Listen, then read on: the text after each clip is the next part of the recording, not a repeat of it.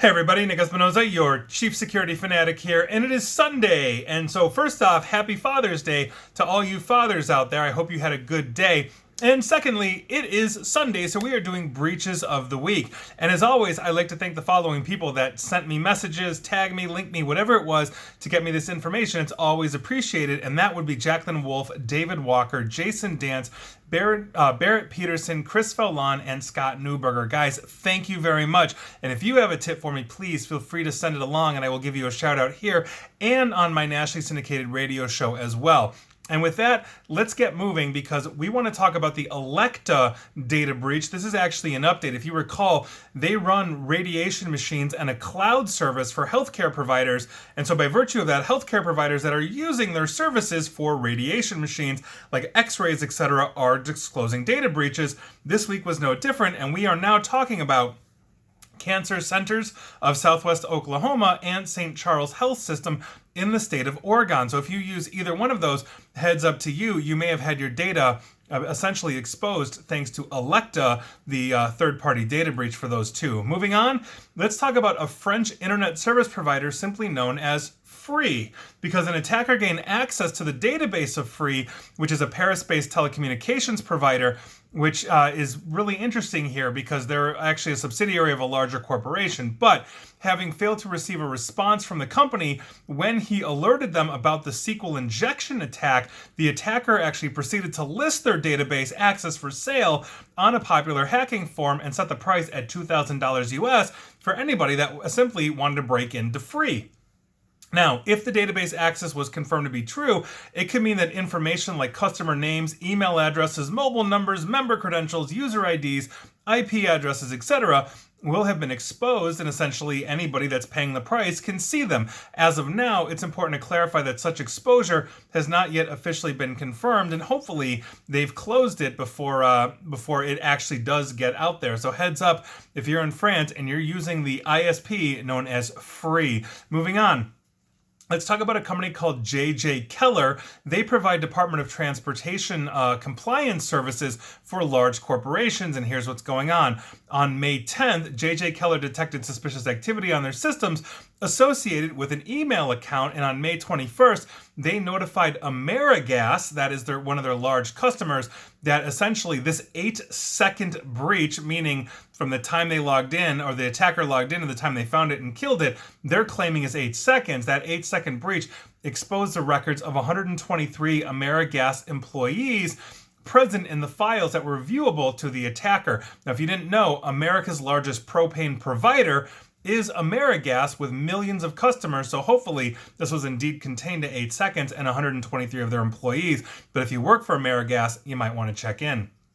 Moving on, let's talk about Southwest Airlines, and the reason why we're talking about them is that they grounded their entire fleet amid a huge computer outage a few days ago. Now, at the moment, we don't know if this is a simple outage for a non-threat reason, like a bad update, or maybe somebody misconfigured something that knocked everything out in terms of a cascade failure, or if this was actually a cyber attack. I will keep you posted. So I'm listing Southwest Airlines here, but please, I am not saying they had a cyber attack. We simply don't know, and I'm sure more information will be forthcoming. I will keep you posted. Moving on, let's talk about the Humber River Hospital in scenic Toronto, Canada. Now, a ransomware attack hit them on June 14th around 2 a.m., and they said that the threat was when it was discovered, was basically they discovered it almost immediately, rather, and 5,000 computers basically were shut down in order to protect them, and so they're getting back on their feet right now.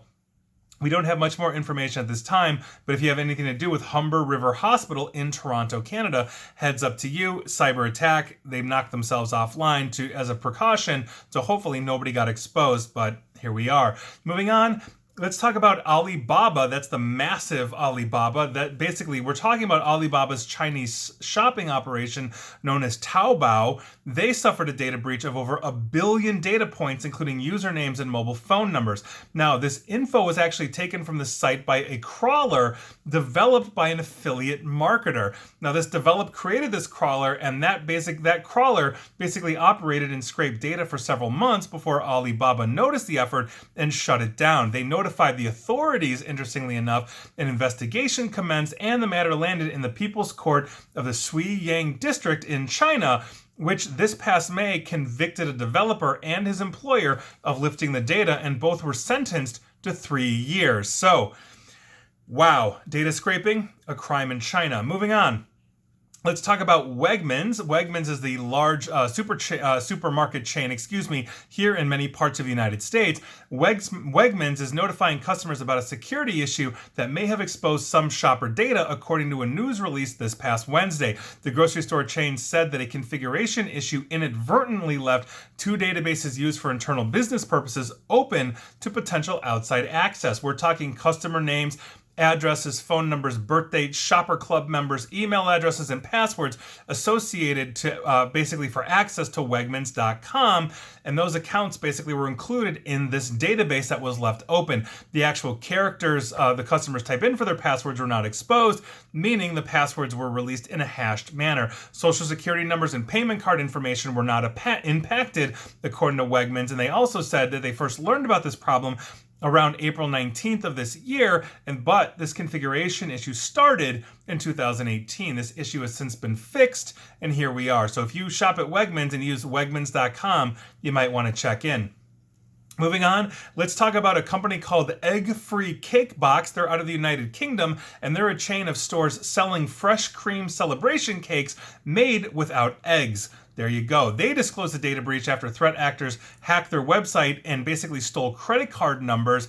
Cakebox learned of this breach on April 27th of last year when they were contacted by their then payment processing provider, Global Payments, who warned them that the site was breached, and it looks like a mage cart attack. But if you're in the UK and you've ordered an egg-free cake box from Egg-Free Cake Box, you might want to check in. Moving on, let's talk about massive cruise operator Carnival. They said this past Thursday they detected unauthorized access to their computer systems this past March, after which they basically alerted regulators and then hired a third-party firm to basically investigate this breach. Now, the breach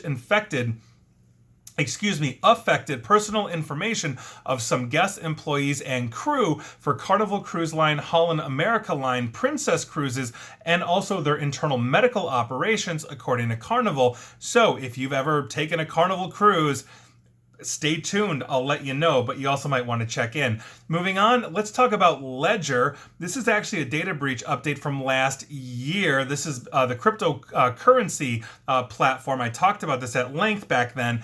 Ledger customers, interestingly enough, have reported receiving fake replacement devices in the mail designed to phish private security information from said user. Now, one contributor, basically on a Reddit forum, writing under a tag, I'm not going to go through that, and self-identified. He self-identified as one of those affected by this, posted images of what appears to be a fake Ledger Nano X wallet received in the mail. And now it's wrapped in seemingly authentic packaging. I looked at the pictures. Indeed, it looks legitimate, but the device included several telltale signs that essentially caused suspicion here. Most jarringly, the package came with a poorly written letter claiming to be signed by Ledger's CEO, Pascal Gauthier, and there you go. So if you are a member of Ledger, and you have received a Ledger device in the mail in the past few weeks or so, do not trust it, do not plug it in, do not use it. You might want to check in because you could be phished. And I've seen at this point multiple pictures of these things as they're popping up in cybersecurity forums. So wow, heads up to you. Somebody is running a sophisticated attack against Ledger customers. Now, with that, let's head on over to Poland because we're going to be talking about top Polish government officials. They were hit with a far-reaching cyber attack conducted from Russian territory, according to Poland's de facto leader, Jarosław Kaczynski, talking on Friday in his first official statement on an email hacking incident earlier this month. Now, Kaczynski, who's the deputy prime minister, said that those targeted included ministers and lawmakers of various political parties in Poland, and Polish media reported earlier this month that emails sent by some government officials from their private email boxes, including those of the prime minister's top aide, were actually leaked and made available on Telegram's social media platform. So that's obviously a huge problem. The Polish government is essentially blaming Russia. Russia obviously denies everything, and so we'll see where this goes. But it looks like we may have an influence operation heading from a foreign country into Poland. Huge problem. I will keep you up to date. Moving on, let's talk about DarkSide. This is the group that hit the Colonial Pipeline. but we're not actually talking about DarkSide. We're talking about a fake DarkSide gang. That's right, we've got a copycat on our hands. Threat actors impersonating the now defunct DarkSide ransomware operation in fake extortion emails sent to companies in the energy and food sectors is essentially the name of the game here. Now, in a new report, Trend Micro researchers reveal that a new extortion campaign started in June where threat actors impersonating the DarkSide ransomware gang were going to work. Now, this new extortion campaign consists of emails sent to companies through their website contact forms that state the ransomware gang actually hacked the company's servers and stole data. The email says that the company must pay 100 bitcoins to an enclosed address, or the threat actors will release the information. And many companies are reporting they weren't actually hit. They can't find any evidence of this. So heads up to you. If your company form basically gets a message from DarkSide ransomware, it's probably fake. Moving on, excuse me, let's talk about CVS. This is the massive pharmacy here in the United States. And in another example of misconfigured cloud services impacting security, over 1 billion records belonging to CVS Health have been exposed online. Interestingly enough, 500 million of those records were on a single CVS receipt. And you know that joke. If you've ever been to CVS and bought something, my God, their receipts are like 20 miles long. Now, this past Thursday, Website Planet, together with a researcher, Jeremiah Fowler, revealed the discovery of an online database belonging to CVS Health. The database was not password protected and had no form of authentication in place to prevent unauthorized entry. And upon examination of the database, the team found over 1 billion records that were connected to the U.S. healthcare and pharmaceutical giant, which owns CVS Pharmacy and also Aetna. So obviously that's a huge, huge problem. So if you're an Aetna member, or you shop at CVS or get your pharmacy on at CVS, you might want to check in. Moving on, let's talk about St. Joseph's Candler Hospital System in Georgia. They had a ransomware attack and their IT network went down, and they were forced to basically use pen and paper to track things like medications, etc. during this time period in the past week. We don't necessarily know just yet, as they haven't disclosed it, if personal health information was involved in this, but there you go. So if you have anything to do with St. Joseph's Candler Hospital System in Georgia, you definitely want to check in. I will obviously keep you updated here if I learn anything else. Moving on, let's talk about the Florida Department of Children and Family Services, and this is an update from a previous data breach because a woman who was involved in the data breach with the Florida Department of Children and Family Services in 2019 that affected 2,000 people and over $260,000 in retail theft has been transferred to Miami-Dade County in Florida and basically was in court this past Saturday. Now, Bertanace Garcia, aged 50, a former employee with the Miami office of the Florida DCF, is facing 17 counts of unlawful compensation or reward for official behavior, 16 counts of official misconduct, 10 counts of public assistance fraud by an official, and a count of organized fraud for more than $50,000. Crime doesn't pay, even if it does initially, it doesn't pay over time. So heads up to you. You may be entitled to compensation if you use Florida's DCF. Moving on, let me give you guys an update of Capture RX. If you watch these videos or listen to these podcasts every week, you know Capture RX is one of those supply chain breaches that has a whole bunch of healthcare providers disclosing. And this week it's Catholic Health and their location specifically of Mount St. Mary's and Sisters of Charities hospitals. Heads up to you if you have anything to do with Catholic Health. You might have gotten caught up in the Capture RX breach yourself. Moving on, let's talk about Prominence Health Plan out of the state of Nevada. They said they learned on April 21st of a breach which included audio recordings of calls made to or from the Prominence call centers and PDFs with healthcare provider claim forms and letters to patients with claims approvals or denials. Now, the leaked audio files may have patients' full names, dates of birth, member IDs. The PDF files typically include patients' names, dates of birth, the sex of the person, member ID number, mailing address, and claim codes. The breach did not include social security or financial information, according to Prominence Health. But if you use them in the state of Nevada, you now know what to do. Moving on, let's talk about the United Kingdom's legal firm of Gateway. They revealed that client data was accessed during a cyber attack. In a security alert published on June 16th, the company said that it took some systems offline after detecting unauthorized activity on its network. They did not elaborate as of right now. So heads up to you if you use the legal firm of Gateway or Gately in the United Kingdom. Moving on, I want to give you guys another update on cloud provider NetGain. We've seen them every few weeks with somebody else popping up having to disclose that they're using them. And this week, it is San Diego Family Care. They were using NetGain for their cloud platform. So heads up to you, if you use San Diego Family Care, you may have been involved in a third-party data breach. Moving on, excuse me, let's talk about Sol Oriens. This is actually a subcontractor for the United States Department of Energy that works on nuclear weapons with the National Nuclear Security Administration. So this is obviously awesome. Last month, they were hit by a cyber attack that looks like came from the Revil ransomware gang. You've heard that name multiple times on these Breaches of the Week videos and podcasts because they are very, very active. Now, as far as stolen data, at least for now, it seems benign. It reportedly shows, according to Mother Jones reporting on this, that a, quote, company payroll form from September 2020 outing a handful of employees' names, social security numbers, and quarterly pay. There's also a company contacts ledger and a portion of a memo outlining worker trainer plans. The memo has Department of Energy and NSSA defense program logos on top, but it looks like no actual nuclear anything got hit that we can see right now. Obviously, if that changes, that's a problem. But, if these people are working on nuclear weapons, the last thing we need are those designs and schematics leaving this country. Huge problem. I'll keep you informed.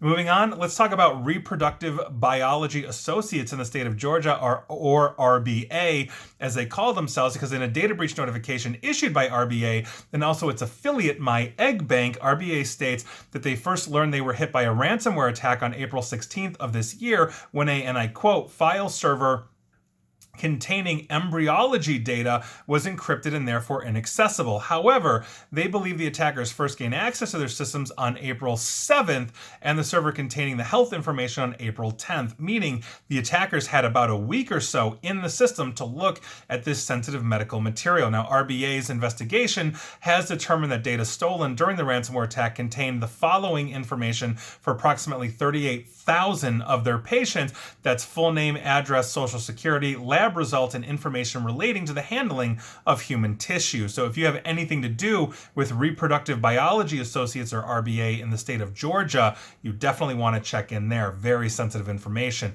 And with that, let's talk about romance scams in 2020 because the data is in. The Federal Trade Commission scam tracking team doesn't monitor emotions, but it definitely collects complaints from people that have said they've been ripped off due to romance scams.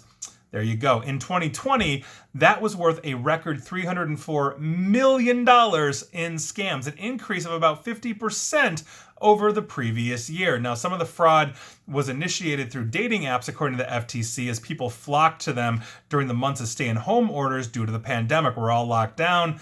We're all, I guess, still horny, so we're all going to romance and dating apps to find that long-lost love or that true love or that whatever that is on the dating app, and here we are. But social media was even a greater source in general, according to the agency. Once a scammer establishes a connection, the storyline is very similar along all of these.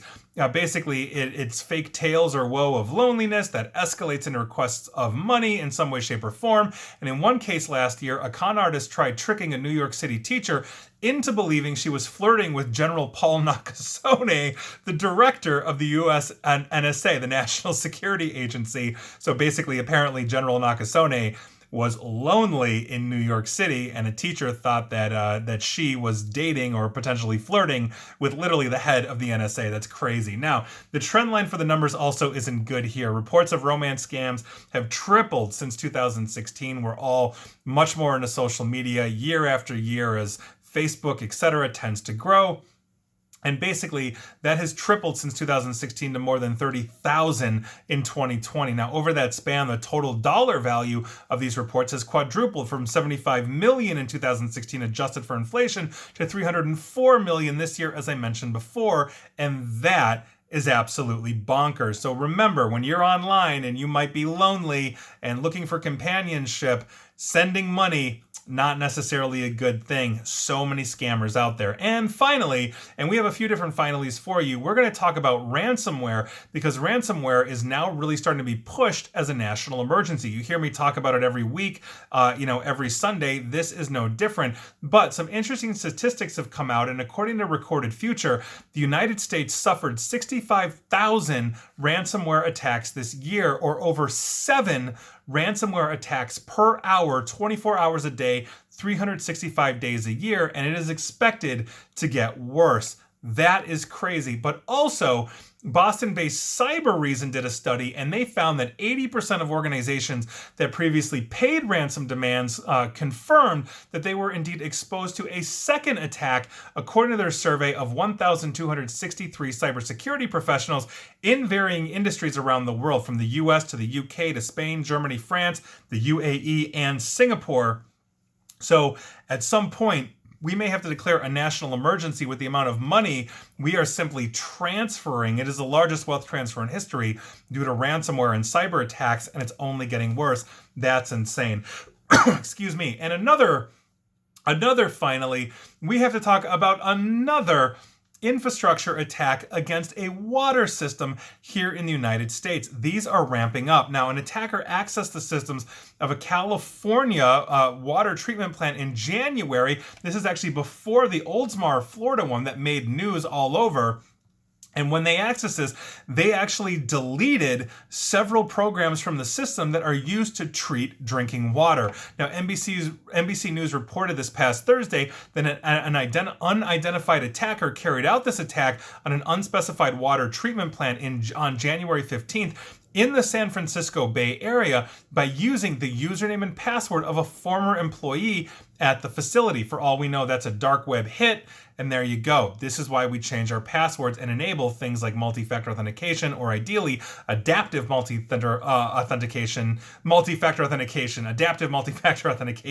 I cannot talk today. There you go. But identity access management is essentially what we're talking about here. Now, this attacker managed to access the former staff member's TeamViewer account, which still blows my mind that people use TeamViewer, which allows employees to remotely use their computers, according to a report compiled by the Northern California Regional Intelligence Center, and that report was obtained by NBC. Now, the report claimed that after the attacker logged into the plant system, they deleted several programs that the facility uses to actually treat the drinking water in the area, meaning if the program wasn't there, it wouldn't run, the water wouldn't be treated, and people might be getting contaminated water. Very similar to Old Mars, Florida, where somebody tried to introduce lye into basically the drinking water, and if that was successful, unfortunately somebody caught it immediately, but if that was successful, we literally would have seen thousands of people poisoned in Florida. That's nuts. Now, going back to this attack was unnoticed until the next day, but when it was discovered, the plant reinstalled all of the deleted programs and then reset passwords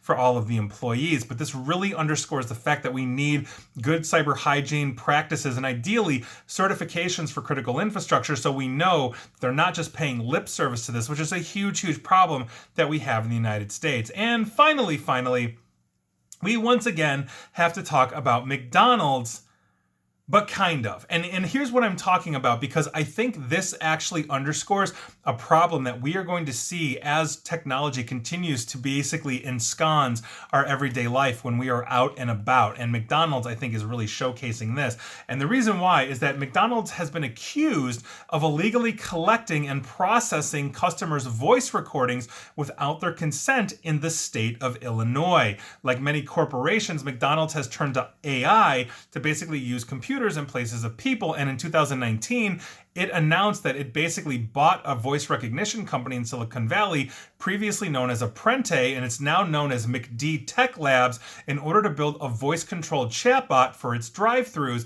Earlier this month, McDonald's said that 10 of its restaurants in and around Chicago, Illinois, are testing this chatbot. I personally know of one of these McDonald's out there. It is wacky. And basically, they are looking at making this a permanent replacement for human workers. Obviously, this also dovetails with the whole minimum wage fight. And so McDonald's is making the calculation, well, if we have a $15 minimum wage, it's probably going to be cheaper over time just to use AI. Less humans means less money, AI, less maintenance, and there you go. Now, as you would expect, You basically yell your order at the system from your car, and it takes care of it for you in the same way that a human does. This software apparently has an 85% accuracy rate, according to McDonald's. Now, although the automated service may be convenient for McDonald's, Shannon Carpenter, who is a resident of Illinois, claims that McDonald's is breaking the law. Now, this state, and I happen to be in Illinois, in Chicago, has some of the strictest data privacy laws. Its Biometric Information Privacy Act, or BIPA, states, and I quote, "No private entity may collect, capture, purchase, receive through trade, or otherwise obtain a person's customer biometric identifier or biometric information unless that person receives written consent." Now, Carpenter basically sued McDonald's this past April on behalf of himself and also everyone else affected in the state of Illinois. He claims that essentially McDonald's has broken the BIPA, which is what the biometric law is known as here, by not obtaining written consent from its customers to collect and process their voice data, nor has it explained in its privacy policy how or if that data is being stored or deleted. His lawsuit also stated that McDonald's has been experimenting with AI software, taking orders at its drive-thrus since last year. And that's true. We know in the Chicagoland area, at least I've had conversations internally with friends that, that also live in the Chicagoland area, where these McDonald's are, and it's kind of crazy. They're both in Chicago proper as well as the suburbs, encompassing the entire Chicagoland area. As a rollout, the headquarters of McDonald's, is also in the Chicagoland area, so it makes sense that they would do this here first. But this is actually very interesting, and it's something I think that as states basically create privacy laws, or we create federal privacy laws, companies have to be aware of this. If I go through a McDonald's drive-thru, and I order, I don't know, a Big Mac and fries or whatever it is, if I'm talking to an artificial intelligence, that is technically correct. Under Illinois law here, they have to give me written consent in some way, shape, or form. I'm sure the AI isn't saying, oh, by the way, your voice is being recorded. Now, what would you like? It's simply saying, welcome to McDonald's. How can I take your order? And there we go. So I think this is going to be a real interesting challenge in the sense that do the laws adapt to say that, okay, maybe they have a written sign in front of the box, or as before you get to the box that you talk into, it says, this is an artificial intelligence. You may be recorded, speak at your own risk or whatever that is. Or do they have that verbally say like, hello, this is the McDonald's AI, you are being recorded, how may I take your order? Those kinds of things. So I think this is actually going to be a really interesting challenge to see. Odds are, the way it stands, and from what I know of the drive-thrus here in the Chicagoland area that have that artificial intelligence, yeah, if I'm looking at it according to Illinois law, Shannon has basically a leg to stand on. I think he's got a really good, solid case for McDonald's violating the Biometric Information Privacy Act in Illinois, which means they're probably going to be violating that elsewhere as these laws come online in all 50 states and around the world. And I think this is basically what we are talking about here, because if McDonald's, for whatever reason, is storing our information or keeping these recordings, maybe it's simply internally to improve their AI recognition, to bump that accuracy from 85% to 100, or as close to 100 as they can, or maybe they're data mining that and then matching it with voice recordings from Facebook so that McDonald's, when I go through the drive-thru and it hears my voice, it says, oh, by the way, why don't I sell you something on top of this for a 5% discount? That's where these things are going. In the same way that driverless cars, if they know the GPS and they know you're going to point A to point B, if it's backed by Google or Facebook, they know that, let's say you shop at that local retail store, and as you drive by that retail store, your car will pop up and say, tap here to pull over, and you'll get a 5% discount instantly, and that retail store will pay through the nose for that. But I think this is where that's going. This is going to be an interesting case, which is why I ended the whole thing this week with that. But again, happy Father's Day to all you fathers out there, and I hope you had a good one. And let me know if you were affected by any of these breaches. I'm sure you were. And please like, share, follow me here on Facebook and Twitter at NickAESP. And please feel free to subscribe to me at YouTube as well. And as always, stay safe and stay online. Thanks, everyone.